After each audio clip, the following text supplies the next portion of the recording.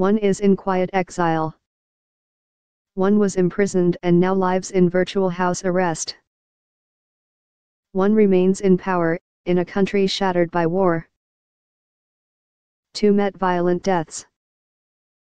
The news on Monday that Yemen's ex-president had been killed is not only a key moment in a country that is racked by civil war, torn by a sectarian proxy struggle between Saudi Arabia and Iran, and the home of what has been called the world's worst humanitarian crisis. It is also a reminder of the dashed hopes in the region, 7 years after a fruit vendor's self-immolation in Tunisia touched off what became known as the Arab Spring. Here is a look at what has befallen 5 leaders in Egypt, Libya, Syria, Tunisia, and Yemen, the countries at the center of the political uprisings that began in 2011. In only one country, Tunisia, is there a semblance of pluralist democracy. Ousted in February 2011 after nearly 30 years in power, Mr.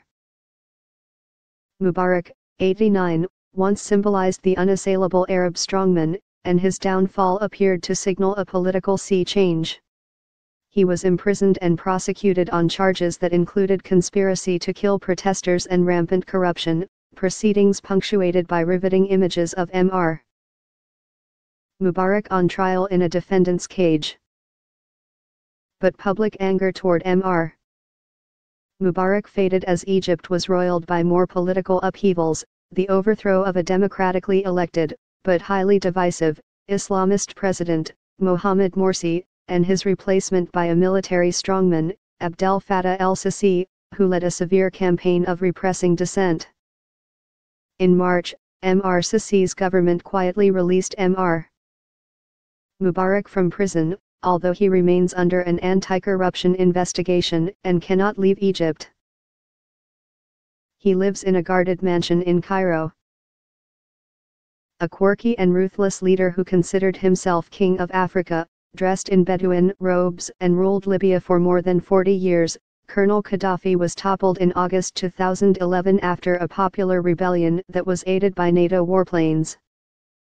He was killed 2 months later at age 69 by insurgents who had flushed him out of his hometown, Sirte, and put his body on display in a meat locker in the city of Misrata.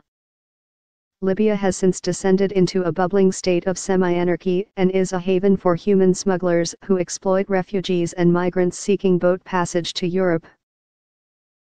Mr. Ben Ali, 81, the first of the Arab autocrats to be ousted, enjoyed what critics called an obscenely opulent life. It made for a stark contrast with the struggles of ordinary Tunisians, whose despair seemed exemplified by the fate of the fruit vendor, Mohamed Bouazizi. Mr. Ben Ali fled Tunisia with his family in January 2011 for Saudi Arabia, where the government has allowed them to live quietly and have rejected Tunisian requests to extradite him. Mr. Saleh, considered one of the most cunning autocrats in the Arab world, stepped down in early 2012 after 3 decades of leading Yemen, the Middle East's most impoverished country. He remained a powerful political personality and later aligned himself in with Yemen's Houthi rebels, who have been fighting a Saudi-led military coalition for nearly 3 years.